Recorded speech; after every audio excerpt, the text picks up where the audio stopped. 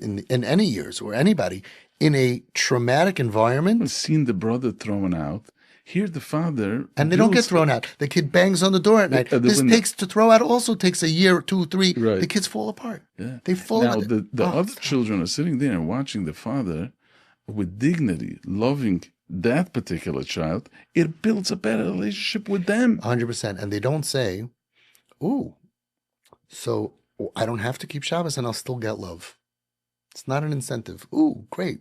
I can go ahead and drop out of school and smoke weed and ruin my life and not be the nachas of what I know my parents really want, and I'm still going to be loved. Oh, I think I'm going to do that. See, it really, if you go all the way down, it's a chiluk whether you believe that a Yiddish child in our environment is be'etzem tov or be'etzem ra. If you believe that the be'etzem tov and they're chelik l'kam yimal, or as the Chabad say, chelik l'kam yimal, mamish, and they're be'etzem tov and they're good and nothing bad happens to them and they're successful and they have friends and they have a normal family, they will not want to be like that sibling. And the only people that know this is just a few people that actually do this. People who are involved in this, they say the opposite, the trauma of the fighting and the screaming and the yelling and the fighting and the screaming and the yelling and the kid not feeling safe at home. And it's not pretty. And then a lot of the kids, they get upset at their parents because sometimes the parents get too aufgeregt too fast. Right. And they're like, Tati, relax already. What'd she do so terrible? Just and then the parents start fighting with each other. One of them, usually the mother, says, you got to be, says, hey, unconditional love. Then the father usually says, what is this Michigan American things? I'm liberal things. I'm the master of this other. And then they start fighting. And don't you realize you're making the kid worse? No, it's your fault. You're undermining me because every time I say no, they go to you and then you say yes. And then the parents are fighting. And it's terrible, and there's no kli machzik bracha ela hashalim. So when you follow the derech of the Chazanish, the derech of the same as the Baal Shem Tov, you're giving medicine. Also, we're doing the same medicine on the other children. Why should they go off?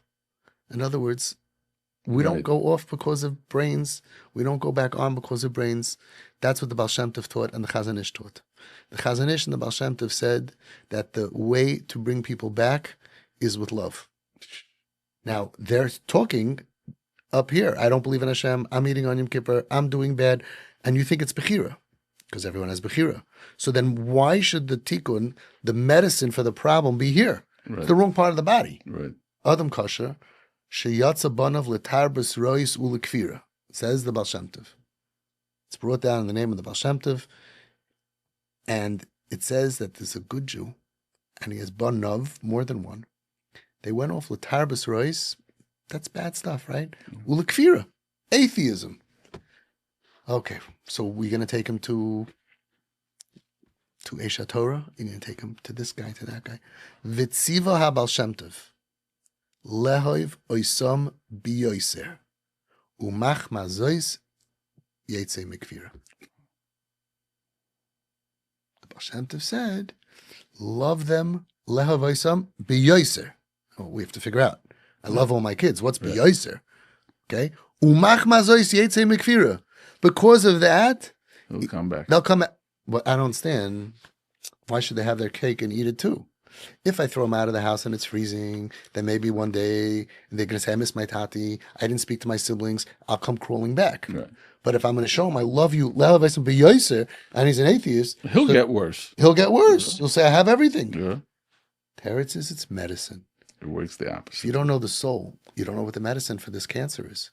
Spiritual cancer is healed with spiritual chemo, which is love. Wow.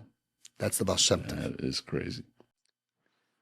The Chazanish on the other side, and many others, by the way. But we have such clarity.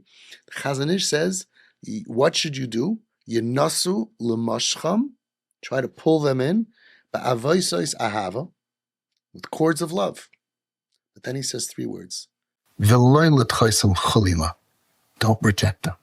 Don't push them away. So now we have the medicine, the playing field.